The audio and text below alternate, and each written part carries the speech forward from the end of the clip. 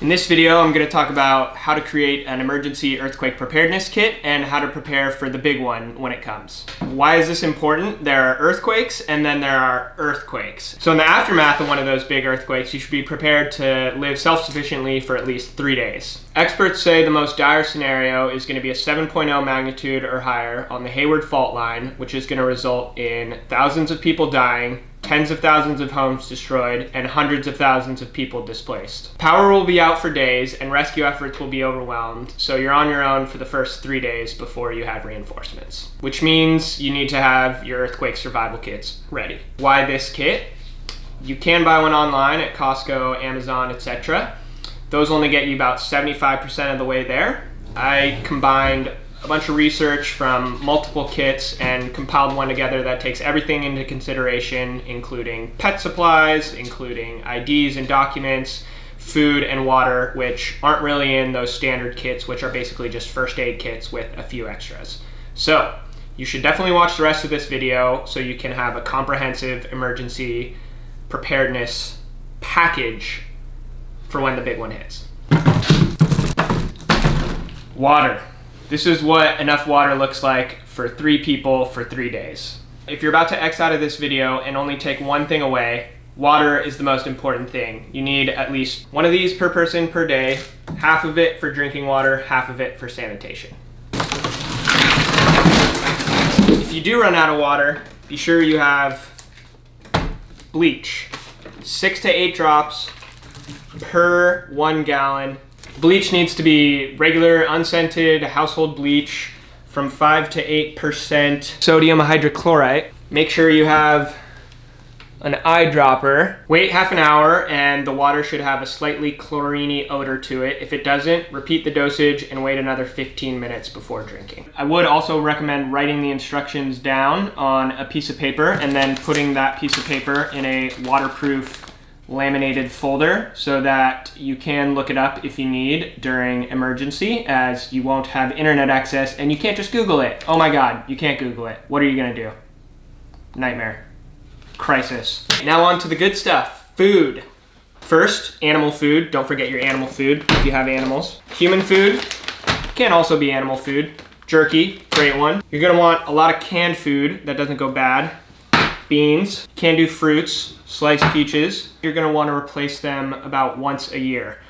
So for example, applesauce, 2020, no good, no dice. Tuna, also another good source of protein, that is key. Corn, another good one. Artichoke hearts, not my favorite, but comes in a can. White chicken, didn't know you could get canned chicken, but here we are. Smoked trout, again, not a personal favorite, but beggars can't be choosers. You are gonna want some comfort foods, yes, things like Honey Nut O's. Most importantly, you're gonna want foods that are high in protein, but do not make you thirsty. So that's gonna be Cliff Bar Power Bars, trail mix. Make sure you have about 1,000 calories per person per day. While you're at Costco, little bonus prize here. Get the Coors. It's gonna be 3 days. Who knows? You might need to play a few drinking games. You know, things might subside a little bit. You have a little bit of extra free time.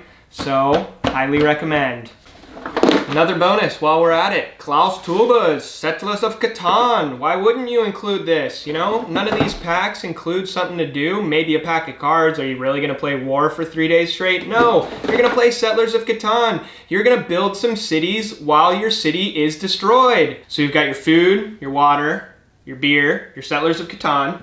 Now, we're gonna eat civilly with our silverware and our plates. And we cannot forget a can opener, crucial with all the cans that we have.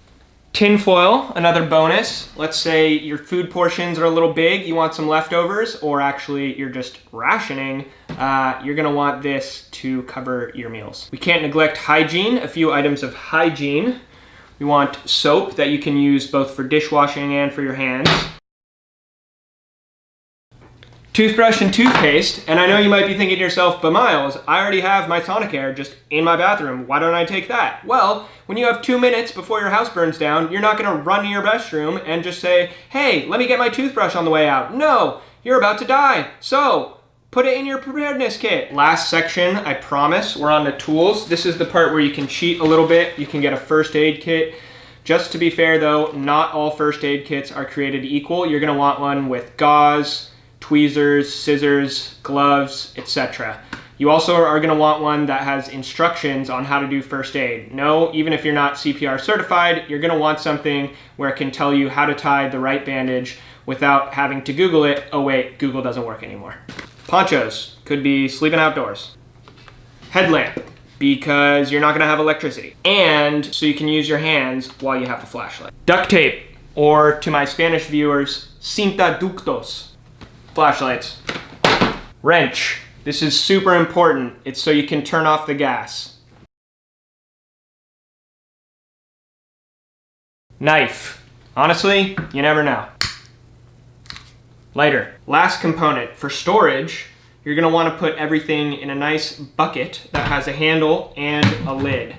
Actually, if I'm being totally honest, it's not just for storage, it's also for sanitation. Other comfort items, you're also going to want sleeping bags and blankets. Don't leave home without a few important documents: insurance cards, photo IDs, and a few Jacksons. Speaking of money, aside from the $100 you should set aside, how much is this going to cost? Well, if you tally up Costco, Safeway, Trader Joe's, Home Depot, and Bed Bath & Beyond, you're looking at $250 all in. Just think of it like an insurance policy and it pays for itself. Plus, in our case, this is supplies for 3 people, so when you divide that by 3, you're looking at roughly $85 a person. Now you have it in your bucket. Where do you put your bucket? You don't want to leave it in a hall closet where there's a risk of something happening in your house. You want to put it in a backyard where it's a safe distance away from a house that could possibly fall down. If you don't have a backyard, San Francisco, then you're going to want to put it in a car. If you don't have a car, then you're going to want to put it by the door, by the front door, when you're leaving on your way out of the house. Thanks for watching. I hope this prepares you for the next big one, and stay tuned for the next video on what to do after an earthquake hits.